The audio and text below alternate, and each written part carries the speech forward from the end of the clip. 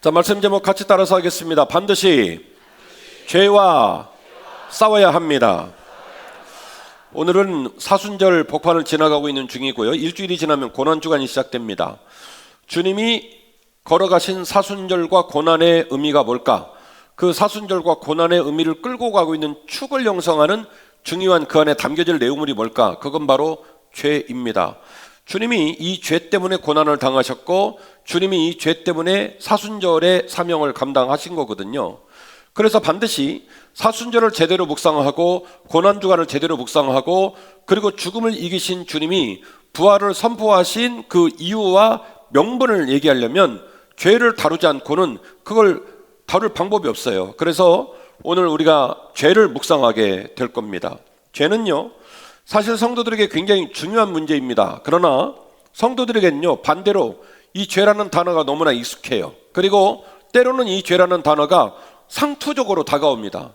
그 바람에 성도들은요, 이 죄라는 단어가 중요한 줄을 알지만 너무나 익숙하고 너무나 상투적이라는 이유로 이거를 또 소홀히 여기는 그런 경향이 있는 것 같습니다. 그래서 저는 여러분에게 말합니다. 듣기 싫어도, 마음이 껄끄러워도 죄는요, 정기적으로 들어야 할 말이신 줄로 믿으시기를 바랍니다. 죄는 껄끄러워도, 듣기 싫어도, 중삼층 청년들 고개 드세요. 죄는 껄끄러워도, 듣기 싫어도 반드시 들으셔야 합니다. 아멘이시죠? 또한 죄에 관해 우리가 잘 알고 있다고 생각하나 그래도 그 죄는 생경하게, 마치 생전 처음 듣는 얘기처럼 낯설고 또 뭔가 우리 마음에 엄중한 마음을 가지고 죄를 들으셔야 합니다. 죄라는 단어를 언급할 때 그 설교가 무거워지기 때문에 설교자들은 죄라는 단어를 들고 설교 다녔을 때 굉장히 부담이 됩니다. 또 죄라는 단어가 주는 선명한 메시지가 있기에 반복해서 설교하기 어렵습니다. 그러나 그럼에도 불구하고 설교자는 죄라는 단어를 끈기를 가지고 들고 강대상에 올라와야 한다라고 저는 믿습니다. 그래서 오늘 죄를 선포할 것이고, 이 죄에 대한 메시지가 저와 여러분의 마음을 움직이고 저와 여러분의 마음 가운데 도전을 줄 수 있는 소중한 시간 되시기를 주의 이름으로 축원합니다. 첫 번째로, 인간은 죄인이고 그 죄는 반드시 우리를 죽입니다. 성경은요, 인간의 본질이 죄인이라는 것을 명백하게 규명하고 있습니다. 시편 51편 5절 말씀인데요, 내가 죄악 중에 출생하였으며 어머니가 죄 중에서 나를 잉태하였나이다. 이 무슨 얘기예요? 어머니가 나를 잉태했는데, 어머니가 나를 낳았는데, 나를 잉태하시고 나를 낳은 어머니조차도 신분이 어떤 신분이었다고요? 죄인이었다는 사실이에요. 어머니가 나를 낳으셨는데, 나를 낳으신 어머니, 여기 어머니 많이 앉아 계시잖아요. 어떤 어머니가 자식을 낳아놓고 그 자식이 죄인이고 그 자식이 죄 중에 자라기를 원하는 마음이 있겠습니까? 그러는 부모님 없단 말이에요. 그런데 가슴 아픈 사실은 어머니가 그런 마음을 곤백 번 이상 마음을 먹었다 손 치더라도 어머니는 어떤 상황에 나를 잉태하냐면 죄 중에 나를 잉태하였고 그로 말미암아 나도 죄악 중에 출생하게 되었노라고 시편 기자는 우리에게 말하고 있습니다. 로마서 3장 23절 말씀인데요, 모든 사람이 죄를 범하였음에 하나님의 영광에 이르지 못하더니 그리스도 예수 안에 있는 성령으로 말미암아 하나님의 은혜로 값없이 의롭다 하심을 얻은 자 되었느니라. 아멘. 모든 사람이 죄를 범하였음에 하나님 영광에 이르지 못하였다. 마지막으로 로마서 5장 21절입니다. 그러므로 한 사람으로 말미암아 죄가 세상에 들어오고 죄로 말미암아 사망이 들어왔나니 이와 같이 모든 사람이 죄를 지었으므로 사망이 모든 사람에게 이르렀느니라. 아멘. 정리해드리겠습니다. 나를 낳으신 부모님, 죄송합니다마는 죄 중에 잉태하셨고요, 그로 말미암아 나는 태어날 때부터 죄인으로 태어났고요, 이 세상의 모든 사람은 죄를 지었으므로 하나님 영광에 이르지 못했고요, 죄의 싹신 사망이 우리에게 운명으로 정해져 있어서 우리는 살다가 죄 중에 죄의 싹신 사망으로 죽게 되었다. 이것이 인간의 본질입니다. 이 본질로부터 벗어난 사람, 이 본질에서 제외된 사람은 있다, 없다요? 절대로 없다. 저를 포함한 우리 모두는 태어날 때부터 죄인이고 죄 중에 살아가고 그리고 죄의 싹신 죽음의 문 앞에서 문턱을 넘지 못하고 죄로 말미암아 죽으며 인생을 마치게 됩니다. 이것이 우리의 본질이더라고 하는 것이지요. 창세기 2장 17절 말씀은 우리에게 이런 사실을 깨우치고 있습니다. 선악을 알게 하는 나무 열매는 먹지 말라. 내가 먹는 날에는 반드시 죽으리라 하시니라. 창세기 2장 17절은요, 하나님 아버지께서 우리를 지어놨을 때 죄와 상관없는 모습으로 지었다고 보도하고 있습니다. 그리고 우리를 지어놨을 때 우리는 죽지 않는 존재로 만들었다고 우리에게 보도하고 있습니다. 사랑하는 한빛가족 여러분, 인간이 지나치게 돈을 벌고 지나치게 소유하고 지나치게 먹고 그러잖아요. 그죠? 자세히 설명해야 돼요. 무슨 표정인가 하는 표정이시면 어떡해요. 저번 날 우리 목회자들하고 우리 교회 가까운 곳에 있는 아구집을 갔어요. 맛있더만요. 아구가 나오고요, 새알 팥죽이 나오고요, 해물파전, 생각나네? 해물파전이 나오고요, 바지락 칼국수가 나오고요. 왔다. 그냥 놓을 자리가 없이 먹는데 아이고 맛있더라고요. 그런데 말이죠, 그렇게 맛있게 먹잖아요. 그러면 집에 가서 딱 앉아있으면 꺽꺽거려요. 배가 불편하고 가스가 올라오고, 그리고 몸이 편안하지 않습니다. 그 다음날 점심 먹을 때까지 몸이 안 좋아요. 우리는 살면서 삼세끼를 먹다가 늙어갑니다. 그런데요, 말씀드립니다. 여러분, 삼세끼를 그렇게 기름지게 먹다가는요 50살도 못 살고 죽어요. 신김치에다가 누룽지 해가지고 오이소박이, 그 오이소박에 딱 그 누룽지 떠가지고 딱 얹어서 먹으면 오늘 점심 뭐가 나올지 모르겠네. 그냥 소박한 식탁이지만 그렇게 음식 먹으면요, 뭐 막 기름진 고기로 밥을 안 먹어도 배가 편안해요. 그 다음 끼 식사 먹을 때까지 밥 먹고 난 다음에 몸이 깔끔합니다. 초라하게 먹어도 새끼고요, 살다리가 부러지게 먹어도 새끼고요. 그렇게 새끼를 먹다가 속절없이 늙어 죽는단 말이에요. 그런데 우리는 한쪽에서 무려 전 세계 인구의 27% 이상이 굶어 죽어가는데, 단돈 500원이면 새끼를 먹는데 그 500원이 없어서 그 어린 생명들이 뼈만 남아가지고 말라 죽어가는데, 곡식을 생산하고 소를 키우고 그걸 잡아다가 음식을 만들어서 바다에다 버린단 말이에요. 인간이 왜 그런 줄 아십니까? 죽음 때문에 그러는 거예요. 우리가 절대 죽어도 안 죽는다, 병원 갈 것 같아요. 안 죽는데? 안 가실걸? 오늘 설교 어렵네. 결국 우리가 돈을 벌고 자꾸 음식을 탐하고, 그리고 뭔가 나한테 수중에 뭔가 있어야 된다고 느끼는 두려움은 뭐냐면, 내 삶이 점점 죽음으로 가고 있다는 존재론적 두려움 때문에 그래요. 뭔가 소유한 게 사라질 거라고 하는 두려움 때문에 지나치게 벌고 지나치게 소유하고 지나치게 먹으려고 한단 말이에요. 자, 그런데 선악을 알게 하는 나무를 먹게 됨으로 말미암아 사람이 죽게 되었다라고 하는 것이죠. 첫 번째 현상은 물리적인 죽음입니다. 죽어요. 여러분, 우리가 남을 위해 시간을 못 쓰고 남에게 물질을 못 나누고, 그리고 우리의 이웃들을 위하여 우리의 삶의 에너지를 못 나눠주는 이유는 뭐냐면, 내 것도 부족하고 내 것이 쓰러져가고 내 것이 사라진다는 두려움 때문에 그런 거예요. 내 마음에 내가 어떻게 당당하게 살아갈 수 있다는 자존감이 생기면 그때부터 제정신이 들어오죠. 내 물질, 내 시간, 내 마음, 내 열정, 나만 위해 쓸 게 아니라 좀 남을 위해 쓰지 않을까, 이런 생각을 할 수 있는 용기가 생긴단 말이에요. 근데 죄 중에 있는 인간은 우리가 물리적으로 죽게 됐다는 궁극적 두려움 때문에 태어났을 때부터, 여러분 태어날 때 이렇게 태어난 어린아이 본 적 있어요? 다 주러 왔다. 제가 보는 어린아이는 안 그래요. 눈도 못 뜨는 그 어린아이가요, 고사리 같은 손을요, 뒤졌어 내가 왔으니, 이러는 거예요. 이러고 태어나요. 뭐 어린애 태어나면 다 이러고 있어요. 손을 꽉 쥐고 있어요. 그리고 죽을 때는 어떻게 가냐면 이렇게 가요. 죽을 때 이렇게 하고 죽는 사람 아무도 없어요. 이렇게 죽잖아요. 그러면 장의사가 알아서 펴줘요. 뭐 한다고 손을 이렇게 쥐고 있냐고 손을 싹 다 펴줍니다. 왜요? 죽어서 우리가 하나님 품으로 갈 때는 아무것도 못 가지고 가거든요. 이렇게 뭔가 죽음이 코앞에 있다는 두려움 속에서 우리는 우리에게 주어진 시간과 물질과 모든 것들을 너무 나만을 위해 사용하면서 속절없는 시간을 보냅니다. 죄로 죽어가는 거예요.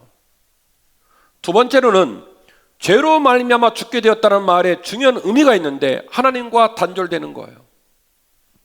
아담과 하와는 하나님과 지내면서 참 좋았습니다. 밥을 먹어도 하나님께 먹었고 놀아도 하나님 앞에서 놀았고 성경은 안 써 있습니다만은 부부니까 뽀뽀도 했겠죠? 뽀뽀도 하나님 앞에서 당당하게 뽀뽀하고 떳떳하게 살았어요. 그런데 그들이 범죄함으로 말미암아 그들이 수치스러운 몸이라는 걸 깨닫고 치마를 해서 입기 시작했고 그리고 나무 그늘로 숨어 다니면서 하나님과 단절이 돼버린 거예요. 하나님은 그 백성을 찾으셨지만 그분들은 반응을 하지 않았습니다. 사랑하는 한빛가족 여러분, 우리가 신앙생활을 하면서 죄로 말미암아 우리에게 나타나는 가장 중요한 불행이 뭔지 아십니까? 말씀이 안 들리는 거예요. 주일날 교회를 갈 때도 발걸음이 무겁고 수요일날이 되면 주일날이 기다려지고 이번 주는 무슨 말씀을 내가 응답 받을까? 무슨 말씀으로 응답을 받을까? 내가 참 힘들고 어렵게 살았는데 주일날 교회 가서 말씀 듣고 얼마나 큰 용기를 받을까? 이런 소원으로 주일날이 기다려져야 되는데 주일날이 기다려지지 않는 거예요. 하나님과 단절돼 버립니다. 몸은 와 있지만 내 마음과 내 뜻이 십자가와 연결되어 있지 않는 거예요. 그리고 그 단절은 결국 하나님과의 단절로 마치지 않고 사람과의 단절로 이어집니다. 담임 목사와 성도가 단절되어지고 남편과 아내가 단절되어지고 부모와 자녀가 단절되어지고 공동체 구성원과 관계가 다 단절되는 거예요. 사랑하는 성도 여러분, 인간은 죄로 태어났어요. 그리고 죄 중에 살아요. 그리고 그 죄로 말미암아 결국 죽을 때까지 죄를 짓다가 죄와 친하게 지내다가 죄에 눌려서 살다가 인생을 끝내게 됩니다. 그래서 죄는요, 친하게 지내면 안 되고 그냥 그 죄라는 부분에 대해서 그러느냐고 받아들이면 안 되고 항상 낯설게 생각하고 항상 두려워하고 항상 저항하는 마음으로 죄와 싸우셔야 합니다. 죄와 싸움으로 말미암아 나를 찾을 수 있고 죄와 싸움으로 말미암아 내 가정이 그렇게 원했던 행복의 세기를 거기서부터 열 수 있고 죄와 싸움으로 말미암아 이 세상이 그래도 희망을 볼 수 있는 거예요. 제가 어렸을 때 우리가 살던 세상은 종교인들이 그런 말을 안 해도 세상 내에서도 정치권에서도 학교에서도 인간의 인간됨을 가르쳐 줬어요. 군사부 1차례에서 선생님 그림자도 안 밟았어요. 선생님들이 좀 뚜둑에 패해서 좀 속상한 점은 있었으나 우리가 맞기도 했지만 선생님들은 학생들이 못된 짓을 하고 어려운 일을 겪으면 퇴근하고도 쫓아가서라도 그 학생들을 끄집어 내오는 열정이 선생님들한테 있었어요. 동네 아이들은 어머니 아버지가 집에 없어도 하루 종일 노는데 별 문제가 없었습니다. 비가 오면 옆집 사람들은 옆집 있는 빨래 다 걷어줬고요. 먹을 때가 되면 끼니를 먹을 때가 되면 우리 집 새끼만 먹인 게 아니라 동네 애를 다 데려다가 먹였어요. 그래서 동네에서는 아이들을 동네 전체 어른들이 키웠지 한 집의 부모님이 따로 키우지 않았습니다. 학교를 가도 그랬고 뉴스를 봐도 그랬고 여러분 기억하십니까? 9시 되면 띠띠띠 어린이 여러분 지금은 잠자리에 들 시간입니다. 그거 나왔잖아요. 기억나시죠? 그래서 사회가 전체적으로 아이들을 길러줬어요. 나쁜 거 못 보게 하고 일찍 재우고 풍토 자체가 그랬어요. 지금 우리 사회는 고장나 버렸습니다. 길거리에서 만나는 운전하는 사람들은 다 빌런입니다. 학교에는 선생님들 상처받고 있고 아이들도 상처받고 있고 우리가 살아가는 삶의 자리에 어디에 상한 곳이 있습니까? 누가 도대체 이 꼴을 만들어 놨습니까? 윤석열 대통령입니까? 송파 구청장입니까? 아니란 말이죠. 우리가 죄 중에 있다는 사실, 이 사실을 누군가가 말해주고, 이 사실을 누군가가 깨우쳐주고, 이 사실에 관해 누군가가 싸우라고 말해주는 사람이 전혀 없다는 말이에요. 죄라는 말을 언급하는 사람은 되게 촌스러운 사람이고 시대착오적인 발언을 하는 사람이에요. 돈 버는 방법, 한 방에 뒤지는 방법, 이런 얘기나 유튜브에서 인기를 끌지, 시시콜콜한 죄에 관한 얘기, 종교 지도자들조차도 촌스러워서 말을 안 하려고 하는 어려운 시대를 살고 있단 말이에요. 우리는 태어날 때부터 죄 중에 태어났고, 그러므로 우리는 이 죄와 싸워야 비로소 살 수 있을 줄로 믿으시기를 바랍니다. 목숨이 붙어 있고 돈을 벌고 집이 있고 소유가 있는 것이 여러분 과연 삶의 본질일까요? 아닙니다. 영원히 살지 못하고 삶의 의미가 명확하지 않으면 인간은 죽은 거나 진배 없어요. 여러분, 우리가 그렇게 무시하는 차등적인 생명체인 짐승들, 여러분 우리 중에 누가 짐승들하고 우리를 같은 급으로 여기는 사람이 있습니까? 우리는 영화로운 존재잖아요. 그럼 과연 우리가 이 들에 있는 짐승들하고 무슨 차이가 있을까요? 백제 고분에 저를 약올리는 산까치가 있거든요. 얘네가 아주 그냥 옥상에서 저하고 얼마나 싸우나 몰라요. 미워 죽겠어요. 아주 그냥. 제가 막대기로 쫓으면요, 딱 안달 공간에 서서 약올려요. 고개를 갸우뚱갸우뚱하면서. 온갖 똥 옥상에 다 싸고요. 우리 새로운 이 사모님들이 벌레를 너무너무 무서워한다고 해서 제가 그냥 지켜주려고 그러는데, 온갖 벌레를 잡아와서 꼭 우리 옥상에서 까먹고 벌레 시신을 버려요. 산까치 들에 있는 고양이, 저 횡생하며 한우, 들짐승들하고 우리는 뭐가 다를까요? 걔네들은요, 눈 뜨면요, 그날 삼세끼 밥 먹는 게 소망이에요. 사람 걸 뺏어 먹든 들에 있는 걸 먹든 그냥 먹고 날씨 좋으면 저기 따뜻한 곳에 배 깔고 들어놓고 자다가 하루를 끝내는 거예요. 그렇게 1년을 보내다가 걔네도 때가 되면 죽겠지요.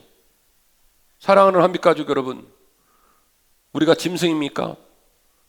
우리가 산까치입니까? 우리가 고양이입니까? 우리가 소입니까? 하나님의 영화로운 존재인 인간이잖아요. 제가 생각하는 인간은 그런 존재예요. 나 왜 태어났지? 나 뭐 하려고 살고 있지? 나 무엇을 위해 살다가 내 인생을 끝내지? 이거를 고민할 줄 아는 사람은 인간밖에 없어요. 앞서 말씀드렸지만 산의 진미를 먹어도 새끼고, 좀 부족하다 싶게 먹어도 내나 새끼고, 아무리 오메가3를 먹고 글루코사민을 먹어도 늙어가는 길을 막을 길이 없걸랑이요. 제가 지금 55인데 이제는요, 물 먹고 말하는 거 동시에 하면 절대로 안 돼요. 그냥 살이 걸려요.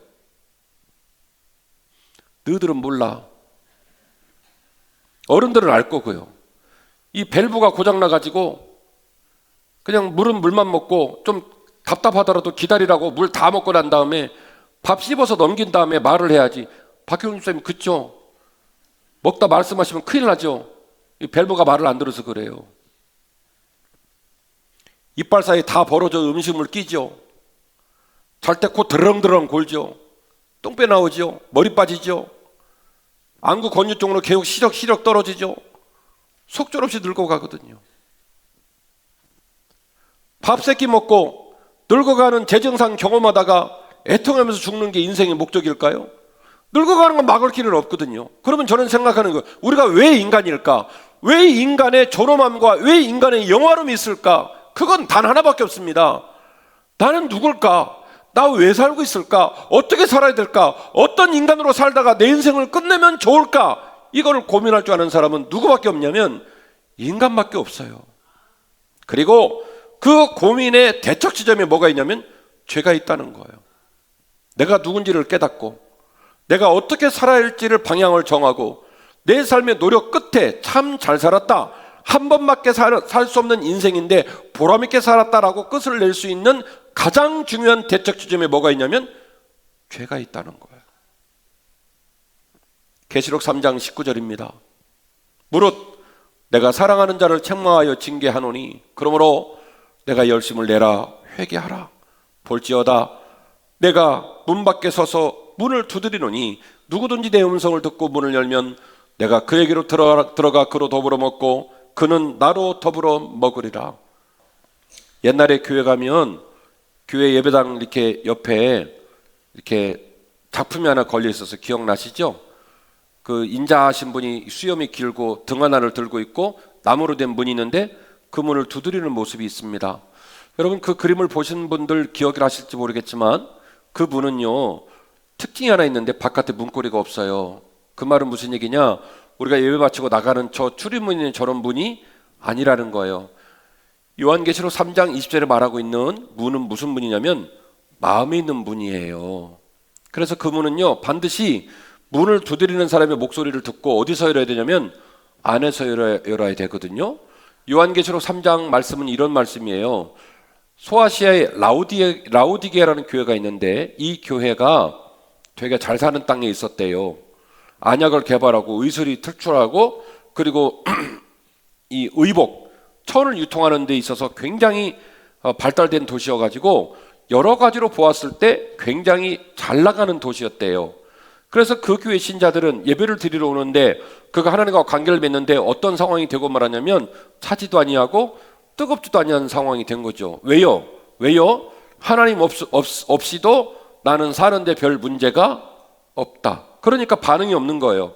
찬 것도 아니고 뜨거운 것도 아니고 그렇게 아무 에너지 없이 어떤 신앙의 유의미한 핵심적인 그 에너지의 움직임이 느껴지지 않은 채로 그렇게 예배를 드리고 있었다는 거죠. 주님은 말합니다. 내가 사랑하는 자를 책망한다. 내가 사랑하는 자를 사랑해서 징계한다. 그러므로 내가 열심을 내라. 내가 반드시 회개하라. 주님을 섬기려면, 주님과 관계가 풀어지려면, 주님을 사랑하려면 반드시 죄와 싸워야 하는 거예요. 죄와 싸운다는 말에 명백한 증거가 뭡니까? 바로 회개하는 거예요. 주님, 제가 생각도 죄인이고 뜻도 죄인이고 내 삶의 자리에서 항상 죄 중에 있음이 괴롭습니다. 주님, 나를 불쌍히 여겨 주옵소서. 그런 마음으로 예배 드릴 때마다, 성전을 찾을 때마다 날마다 괴로워하는 것, 그게 바로 뭐냐면 회개하는 삶이에요. 주님 말씀하십니다. 차지도 아니하고 뜨겁지도 아니하는 그 백성들에게 주님 말합니다. 내가 너희를 사랑해서 명한다. 내가 너희를 사랑해서 징계한다. 반드시 열심을 내라. 반드시 회개하라. 볼지어다 내가 문 밖에 서서 문을 두드리고 있으니 누구든지 내 음성을 듣고 문을 열면 내가 그에게로 들어가 그로 더불어 먹고 그는 나로 더불어 먹으리라. 오늘 이 아침에도 말씀을 통해서 우리 주님이 여러분의 마음을 두드리고 계신 줄 믿으시기를 바랍니다. 그 음성이 들려지기를 원합니다. 그 음성을 듣고 문을 열겠다는 용기가 있기를 원합니다. 그 음성을 듣고 하나님과 하나가 되고 가까워지는 저와 여러분 되시기를 주의 이름으로 축원합니다. 그것이 죄와 싸워 이기는 길이에요. 요한 3서 1장 11절 말씀입니다. 사랑하는 자여 악한 것을 본받지 말고 선한 것을 본받으라. 선을 행하는 자는 하나님께 속하고 악을 행하는 자는 하나님을 배웁지 못하였느니라. 아멘.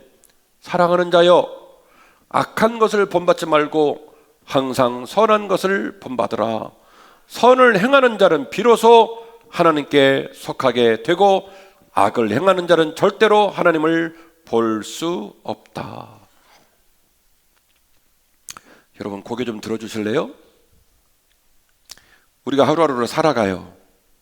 생각을 하고 말을 하고 행동을 합니다. 그런데 내가 내 삶의 자리에서 내 생각과 내 말과 내 행동으로 다른 사람은 상처 주고 다른 사람 돈 뺏고 그리고 나와 함께 있는 공동체 사람들을 썰렁하게 만들어서 그날 하루를 불행하게 하고 그런 일이 많아요? 적어요? 왜 대답을 안 하세요? 안 잡아간다고요? 그런 일이 많아요? 적어요? 힘들어도 저항하고 대답하셔요? 그런 일이 많아요? 적어요? 많습니다. 그런데 더 끔찍한 것은 이거는 제가 뭐라고 하는 게 아니에요. 저도 그렇고 여러분도 그렇고 그럴 수밖에 없어요. 왜요? 우리 어머니가 죄 중에 잉태를 했고 내가 죄 중에 태어났고 모든 사람이 죄를 범했고 죄로 말미암아 사망으로 가기 때문에 우리는 그런 못된 짓거리, 그런 못된 습관을 버릴 수 없어요. 저는 지금 그걸 말하는 게 아니에요. 더 심각한 건 그 다음입니다. 내가 너무 이기적입니다. 폭력적입니다. 너무 교만합니다. 사람을 함부로 여겼습니다. 반말을 찍찍합니다. 사람들을 항상 내 앞에 두고 가스라이팅하고 그 사람 짓누르고 싶어 합니다. 내 행복을 위하여 다른 사람 속을 뒤집어 놓고도 절대로 그 사람에게 사과를 한다든지 그 사람에게 잘못했다고 말하지 않습니다. 오직 나만을 위해 살고 내 감정이 제일 중요해요. 문제는 그게 중요한 게 아니에요. 그 악을 행하고 난 다음에 선을 쫓지 않고 여전히 악을 쫓는다는 거예요. 두 번째 오는 현상이 뭔지 아십니까? 내가 생각하고 내가 말하고 내가 행동한 것이 나에게도 유익하지 않고 우리 가족이나 공동체에게 너무나 무리한 일을 행했구나라는 사실을 기억해 줘야 되거든요. 그 잘못된 것들을 기억하고 괴로워하고 저항하고 가슴에 담아둬야 되거든요. 그러면 그 사람은 무너지지 않아요. 그 사람은 더 나빠지지 않아요. 왜요? 내가 잘못된 행동을 했습니다. 내가 죄인으로 살았습니다. 그거야 어쩔 길이 없지만 그것을 괴로워하기 때문에, 그것을 슬퍼하기 때문에, 그것과 싸우기 때문에 그보다 더 망가지진 않아요. 그런데 사람은 그게 무거우니까 뭐를 지우냐면 그렇게 악한 행동을 하고 나쁜 행동을 하고 못되게 마음을 먹었던 자신의 삶의 자리를 지우개로 지워버립니다. 성경적 표현으로 말하면 양심에 화인 맞은 자가 되는 거예요. 뻔뻔한 인간이 되는 거예요. 내로남불, 남에게는 너무나 엄중한 잣대를 들이대고 자기에게는 한없이 너그러운 태도로 자기가 생각하고 자기가 말하고 자기가 살았던 삶은 어떤 것도 흠집이 없는 것처럼 표현하고 자기가 했던 말과 나쁜 짓들을 지우개로 다 지워버리는 거예요. 주변 모든 사람이 말합니다. 그것 때문에 힘들었습니다. 그것이 우리 모두에게 슬픔이 아닙니까? 동의하지 않아요. 자기는 그런 적이 없대요. 이렇게 되는 거예요.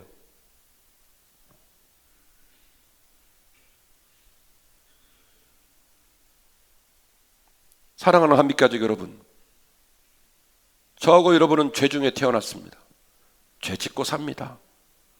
그거 어떡하겠어요? 우리 운명이 그런 것을. 그러나 그 죄와 싸우지 않는 것은요, 신자가 택할 삶의 자리가 아니에요. 그 죄를 민망해하고 그 죄를 괴로워하고 그 죄 가운데 저항하지 않는 것은 목사도 아니고 신자도 아니고 교회도 아니에요. 적어도 이렇게 아름다운 예배당을 져놓고 우리가 이 자리에 말씀을 듣고 주여 말씀하여 주옵소서라고 주님께 청을 한다면 주님의 말씀 앞에 청종하고 우리는 죄와 싸워야 할 줄로 믿습니다. 우리의 말, 우리의 생각, 우리의 삶의 자리에 모든 역한 냄새가 나는 더러운 죄의 흔적들 잊지 마십시오. 놓지 마십시오. 버리지 마십시오. 그대로 들고 계십시오. 잊으면 죽어요. 잊으면 비참해져요. 잊으면 하나님 앞으로 돌아올 수 있는 기회가 점점점 멀어진단 말이에요.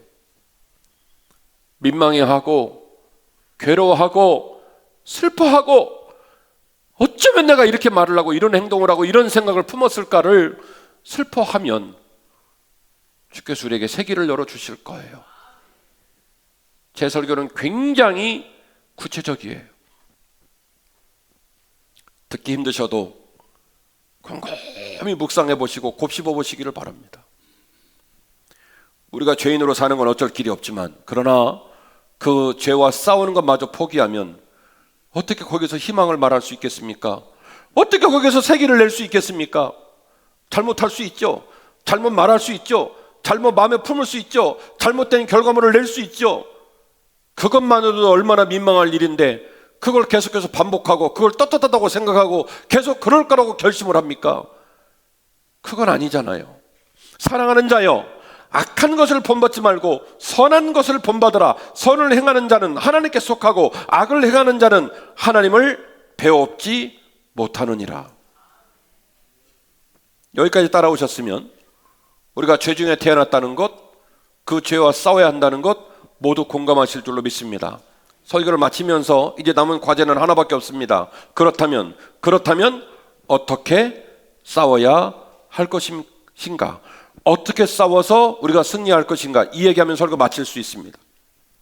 결론입니다. 거룩한 삶을 사모하고 그 힘을 경험하고 그것으로 충만해야 할 줄로 믿습니다. 같이 하실까요? 거룩한 삶을 사모하고 그 힘을 경험하고 그것으로 충만해야 합니다. 할렐루야, 할렐루야. 우리가 죄 중에 태어났고 우리가 죄인이고 우리가 죄로 말미암아 죽어갑니다. 그런 인간이 어떻게 죄와 싸우겠어요? 우리가 죄 중에 태어난 인간이 어떻게 죄와 싸웁니까? 제가 드리는 논리는 뭐냐면 우리 스스로는 죄와 싸울 수 있는 힘을 공급받을 수가 없다는 거예요. 왜냐하면 태어날 때부터 죄인으로 태어났기 때문에. 지금도 제가 설교하지만 여러분 마음에 되게 생경하고 공감대가 일어나지 않는 그런 마음을 가진 분도 계셔요. 왜 그렇습니까? 그 죄의 문제에 관하여 이렇게 심각하게 한 번도 고민해 본 적이 없기 때문입니다. 이 세상 누가 그런 걸 심각하게 얘기합니까? 제가 옛날에 학교 다닐 때는 그래도 신독이라고 국민윤리 시간에 신독을 가르치고 사람의 됨됨이를 가르치고 인성교육 그런 얘기 많이 했거든요. 이제는 학교에서조차도 그런 얘기를 하지 않아요. 19살 넘고 나면 죽을 때까지 이런 종류의 간질간질한 얘기, 오그라지는 얘기는 어디서도 못 듣습니다. 그저 죄 짓자는 얘기, 죄 지어도 된다는 얘기, 죄 지었으니 그 길 가자는 얘기밖에 더 듣습니까? 이렇게 심각한 얘기는 어디서 들어보지를 못해요. 우리가 너무 가슴 아픈 것은 하다못해 기계를 만들어놔도 계측기계로 일정 기간 동안 찍어요. 얘가 기능을 제대로 내는지, 음식을 만드는 분들은 레시피가 제대로 들어가는지. 맞아요. 하다못해 음식을 만들고 기계를 만들어도 중간중간에 찍잖아요. 원래 만든 설계도대로 제품이 나오고 있는지. 그런데 인간은요, 100년을 살면서 인간이 인간답게 말하고 살고 가정을 온전히 세우고 사회에 유익한 사람이 되는 일들에 관하여 어떤 수정 조치나 어떤 점검이 없이 막 살아요. 생각만 해도 끔찍한 일 아닙니까? 죄인인 인간은 스스로 절대로 죄와 싸울 수 없습니다. 하여 저는 여러분에게 선포합니다. 거룩을 사모하십시오. 그리고 그 힘을 경험하십시오. 그리고 그것으로, 그 거룩으로 충만하시기를 주의 이름으로 축원합니다. 에베소 교회는 사도 바울이 제3차 전도여행 시기에 무려 3년 넘게 복음의 2세대인 제자들 리더를 양육한 복음의 전초기지입니다. 이 에베소 교회 교인들에게 사도 바울이 사명을 다 마치고 난 이후라도 내가 없어도 충분히 사명을 감당할 줄 아는 리더들을 세운 그 에베소 교회에게 에베소서라는 짧은 성경을 보내고 그 에베소서의 마지막에 이렇게 기록을 해놨습니다. 에베소서 6장 10절인데요. 이렇게 시작을 합니다. 첫 시작이 끝으로 라고 시작을 합니다. 이 말이 무슨 얘기일까요? 지금 6장 10절 이전에 에베소 교회 교인들이 할 얘기를 다 했다는 거예요.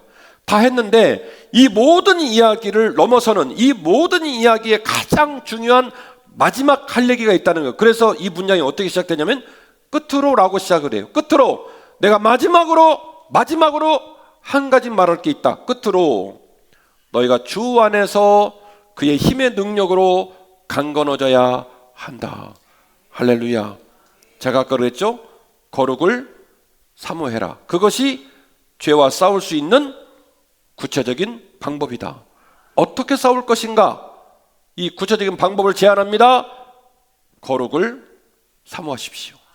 끝으로 내가 너희에게 주 안에서 명하노니 너의 힘이 아니라 주 예수의 힘으로 강건하여 지거라.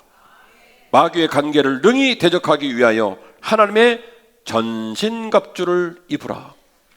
우리의 씨름은 혈과 육을 상대하는 것이 아니요 통치자들과 권세자들과 이 어둠의 세상 주관자들과 하늘에 있는 악의 영들과 상대함이기 때문이다. 그러므로 하나님의 전신갑주를 취하라. 이는 악한 날에 너희가 능히 대적하고 모든 일을 행한 후에 서기 위함이니라. 그런즉 서서 진리로 허리띠를 띠고 의의 호심경을 붙이고 평안의 복음이 준비한 것으로 신을 신고 모든 것 위에 믿음의 방패를 가지고 이로써 능히 악한 모든 불화살을 소멸하고 구원의 투구와 성령의 검 곧 말씀을 가져라. 할렐루야. 하나님으로 말미암아 새 힘을 입으라. 하나님의 힘의 능력으로 강건해지거나 그 힘의 능력으로 강건해지는 것을 어떻게 표현을 했냐면 전신갑주를 입으라는 거예요. 이 전신갑주를 다 외우시면 밥 먹다 체해요. 그러니까 다 외우지 마시고 2개만 외우세요. 2개만. 얼마나 친절해요. 나머지는 제가 외워서 가끔씩 설교해 주려니까 다 외우지 말고 2개만 해요. 우리가 전쟁 영화 보면 병사가 뭐 들고 있어요? 2가지 들고 있죠. 우리가 전쟁 영화 보면 옛날 전쟁 영화 보면 모든 병사들이 2개 들고 있잖아요. 2개. 왼손에는 뭐 들고 있어요? 그렇죠. 방패. 오른손은 뭐 들고 있어요? 칼을 들고 있거나 창을 들고 있거나. 일반적으로 드는 게 뭐예요? 칼. 2개만 합시다. 칼, 방패. 방패, 칼. 이 방패가 뭔지 아십니까? 믿음의 방패예요. 할렐루야. 이 방패가 뭔지 아십니까? 믿음의 방패예요. 할렐루야. 나는 죄인이고 나는 부족해서 네가 나를 때리고 네가 나를 무너질 때마다 나는 맥없이 무너질 수 있는 사람이지만 나는 그래도 나를 지켜주실 주님을 믿어. 주님이 나와 함께 하실 줄 믿어. 주님께 너가 나를 공격하는데 이기게 하실 줄 믿어. 무슨 방패요? 믿음의 방패. 이거 가지면요 그놈은 우리를 어떻게 하지를 못해요. 믿으시기를 바랍니다. 믿으시기를 바랍니다. 믿으시기를 바랍니다.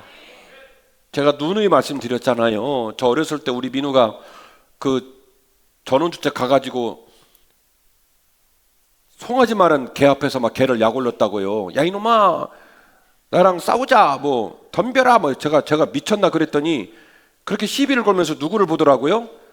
뒤에 있는 아빠를 보더라고요. 사실은 그거 끌러주면 나부터 도망가야 되는데 그러니까 얘는 어디서 그런 배짱이 나오냐면 아빠를 향한 믿음 때문이에요.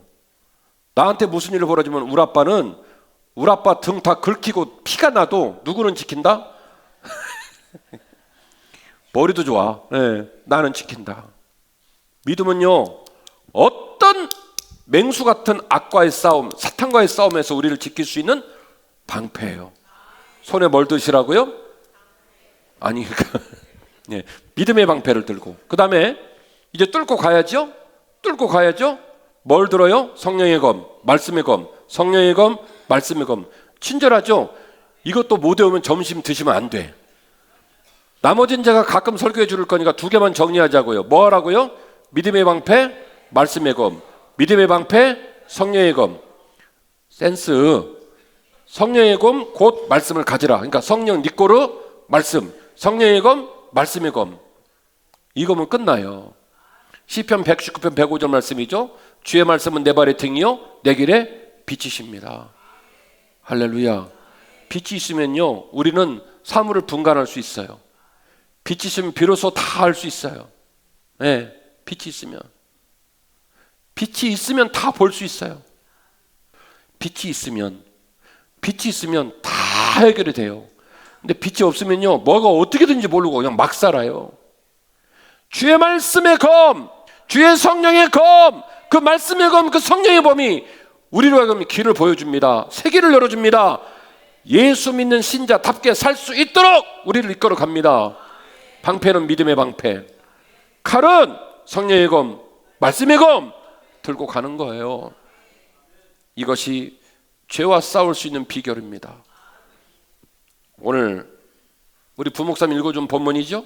형제들아 우리가 너희에게 구하노니 너희 가운데서 수고하고 주 안에서 너희를 다스리며 권하는 자들 너희가 알고 그들의 역사로 말미암아 사랑 안에서 가장 귀히 여기며 너희끼리 어떻게 하라고요? 너희끼리 화목하라. 또 형제들아 너희를 권하노니 게으른 자들을 권계하고 마음이 약한 자들을 격려하고 힘이 없는 자를 붙들어주며 모든 사람에게 오래 참으라. 아멘 하셨어요? 화목하게 지내라. 모든 사람에게 오래 참으라.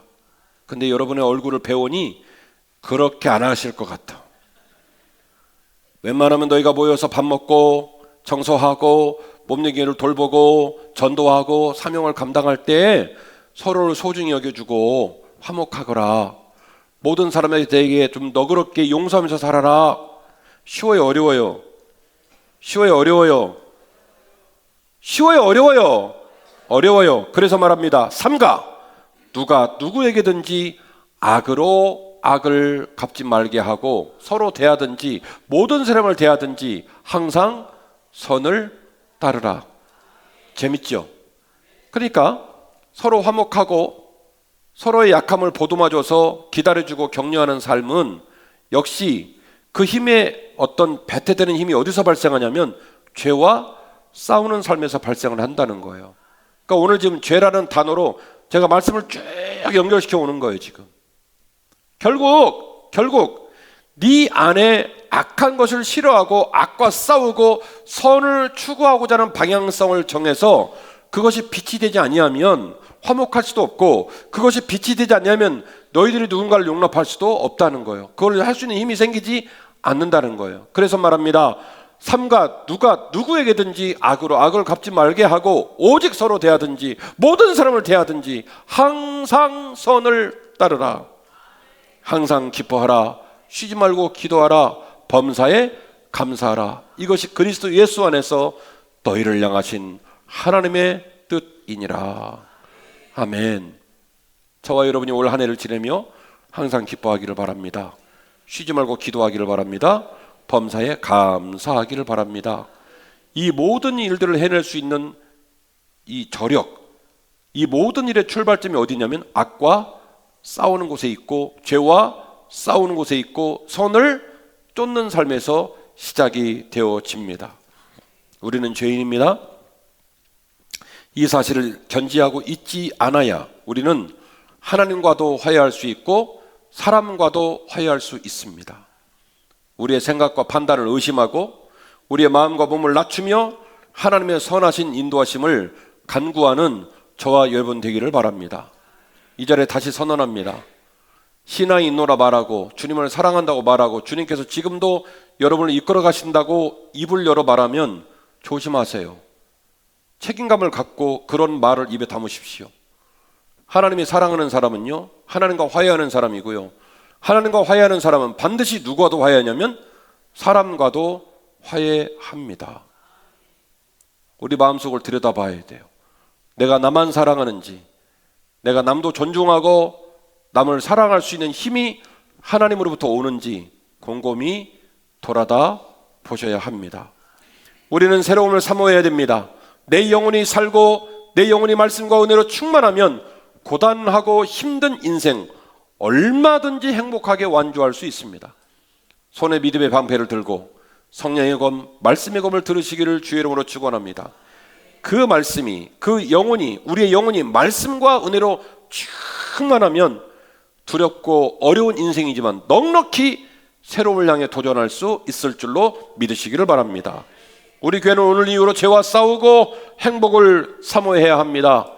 죄와 싸우고 행복을 사모해야 비로소 나도 살고 성도도 살고 교회도 사는 거예요. 상처받고 힘들어하는 많은 백성들이 하나님의 위로로 회복되는 도피성 같은 교회이면 얼마나 좋을까. 가나안 땅에 백성들이 들어갔잖아요. 근데 하나님의 약속을 따라 땅을 다 배분받았지만 그럼에도 불구하고 우리가 실수하고 죄인이기 때문에 죽을 수밖에 없는 일이 왜 안 생기겠어요?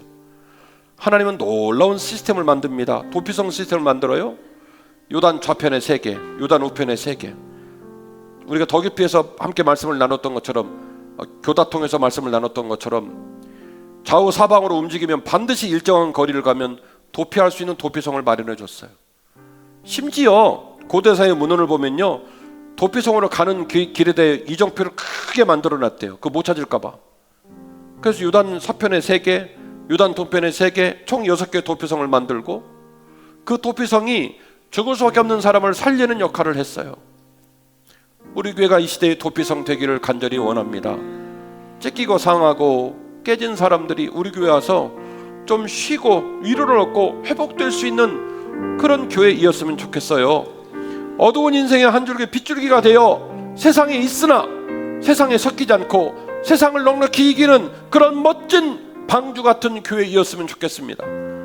비바람이 몰아쳐도 방주는 그 바다 위에 떠서 그 방주 안에 있는 모든 자들을 끝까지 지키고 마지막까지 사명을 감당하겠습니다. 매주를 몸된 교회를 올 때마다 성도들이 위로를 받고 새 힘을 공급받고 우리의 생각, 우리의 마음, 우리의 삶이 리프레시, 하나님의 말씀으로 새로워져서 새롭게 생각하고 새 길을 걸어가는 멋진 교회가 되기를 원하는데 그 모든 일의 시작에는 반드시 죄와 싸우는 삶에서 그것이 시작이 돼요. 다 함께 일어나실까요? 이런 마음의 다짐과 소원을 품고, 하나님, 나는 약하고 부족하지만 온전하신 하나님이 나를 이끌어 주옵소서. 사모하는 마음으로 함께 찬양하겠습니다.